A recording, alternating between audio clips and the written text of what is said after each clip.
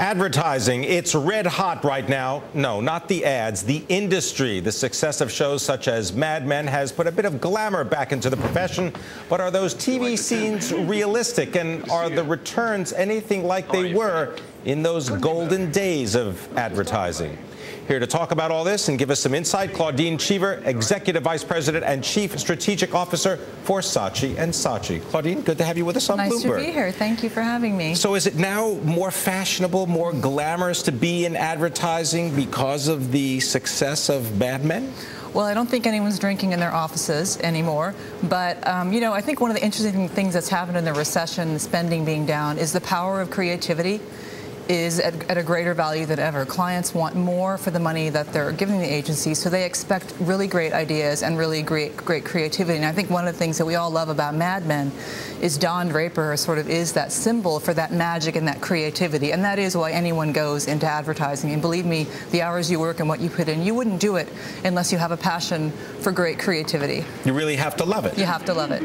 Now, in the industry right now, is there a greater focus on particular types of advertising? We hear about viral ads, we hear about ads on the internet, but there's also just regular advertising for brands.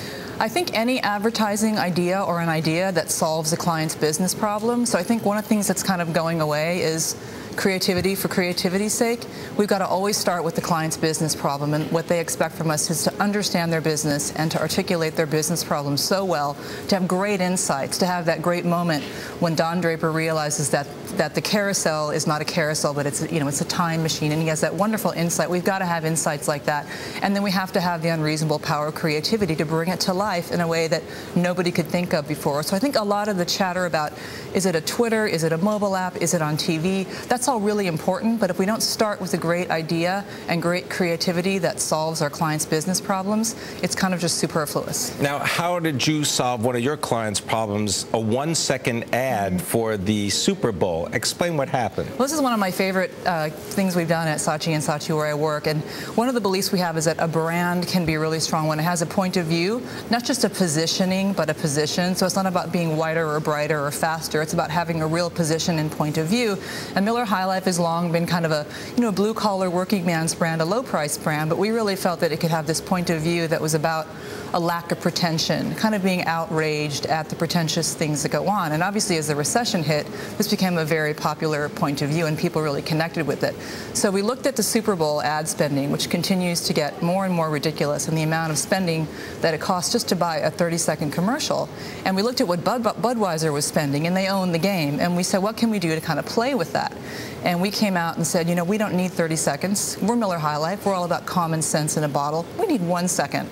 So we did a 1-second ad, and one of the things I like about this, if you think the Mad Men show would be, you can't do a 1-second ad, you can only do a 5-second ad. All right, so we ran black before and after the ad. You can't run during the Super Bowl. Budweiser owns it. All right, we'll buy the media in a different way. It was one challenge after another, and when you get that kind of drama and excitement and you overcome those challenges through commitment to your brand and commitment to your client, it's fun. It's why we're in this business. And were the folks at SAB Miller, I mean, were they a little skeptical at first? Did they buy into this idea? You know, they were skeptical at first, I think, just because there were so many impossible things to overcome, but they quickly bought into it, and now they challenge us to beat that. So quickly embracing it and having a great client that will jump in there with you and say, yeah, let's do even more next year, that's a great thing as well. You've raised the bar for yourself. Yes, and we followed it up actually in the next year when the recession was at its height by giving our ad time over to small businessmen. So Miller High Life made an ad for 5 small businessmen who could never afford to advertise in the Super Bowl. There was a praline maker from New Orleans. There was a guy who sells guitars in Arizona. I mean, it was really small businessmen. And once again, the brand proving out its point of view, and people really connect with it, and then they buy Miller beer during the Super Bowl. And we also make sure that we advertise and promote what we're doing before and after the game. So it's not just about the one hit, but let's make it last as long as we can. Claudine, we want to show you and everyone an ad that caught our attention recently. Take a look. Opulence. I has it. I like the best. This one. But I also like savings the money. So when DirecTV tell me 5 months free for most premium televisions package, I jump in it.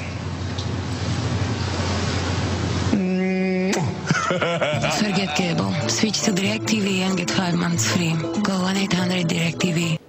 Well, clearly they're a spoof about Russian oligarchs, and they still want to save money. Does that go to the heart of the issue that consumers as well as companies, it's always about the money these days? I mean, I think what's smart about that ad is a savings message, making you notice it in a different way, both creatively and also kind of positioning it as, hey, it's just a cool thing to do. Saving money is really smart.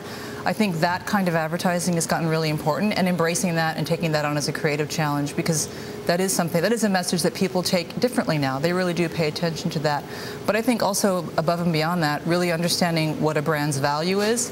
So I think of DirecTV, I think they're also doing something smart with their NFL Monday night ticket, because that's maybe not about saving money, but that's something I will pay for because I value it greatly. So you kind of got to look at both sides of the equation. How can I tell consumers about the great price savings a brand is bringing, but also how can I tell them about the value that a brand adds into their life? And we really have to look at both sides of that equation. How does advertising deal with a consumer that in many cases is facing 20% underemployment or unemployment, stagnant wage growth? We were speaking to the governor of Michigan earlier in the program. They're still experiencing, 13.5% unemployment in the state.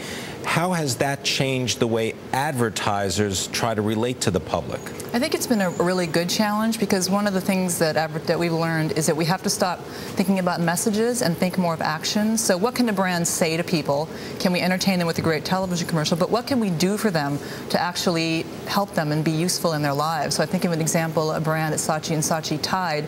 During the Hurricane Katrina, we went down with a promotion called Tide Loads of Hope, and we just brought washing machines down, and we helped people wash their clothes. Great idea for the brand, very on strategy about laundry detergent, but we were actually doing something for people and creating real value in their lives. Well, you highlight something that I know at Bloomberg News, we've always kind of looked at this idea, show me, don't tell me. Yeah. So this idea that something has to be real in the world, you can't pull the wool over anybody's eyes anymore. No, you got to do it, not say it. How has technology changed advertising as people begin to have more and more one-on-one experiences, either with a mobile device or with a tablet? We've been taking a look at Research in Motion's introduction of the playbook. Yeah. That one-on-one experience, has that changed the way advertisers deal with consumers? I think it has, going back to our point of just a brand doing things that are useful and helpful for people. Now that people are doing all of these things, they're not going to pay as much attention to traditional message-driven advertising, but if something is a great utility or provides a great service, they're going to engage in it. So you think of mobile phone, and across any operating system, the top download applications are usually social networking or utility, like travel trackers or weather. So if I were going to do a mobile app, I would think, how can I make social networking easier or make checking the weather easier? I would enhance what people already want to do and make it easier, more interesting, more fun, and not try to ask them to do something else or pay attention to something or listen to my message. Now, is it also going to change the way people interact with ad agencies? Because there used to be this sort of world where you had the Texaco Hour, Milton Berle, where they were one advertiser promoting one show, and they brought you the show. And we changed away from that. Are we going to go back to that model? Because it seems there's a lot of people, they just fast forward through the ads with their DVR technology. I think the television ad is still very much alive and well. And thinking of Mad Men, for example, you see different kinds of advertising. Like, people who love advertising watch that show. So you tend to see showcase ads, beautiful advertising, a lot of celebrating the history of advertising. But I think TV can only be part of the mix. You need to look for ways to engage with people and get them to participate in the things that you're making. Because interrupting them, as you said, anymore, I can fast forward through it. I don't have to pay attention to it. I don't have to read it. A great advertising man named Howard Gossage once said, nobody reads ads, they only read what's interesting. And I like to say the update for that is people do what's interesting, and some of it happens to be advertising. I like that. We've got a whole new word there, a whole new saying there. I want to thank you very much, Claudine Cheever, coming to us from Saatchi Saatchi. Some real insight into what's happening in advertising. Thanks, thank you.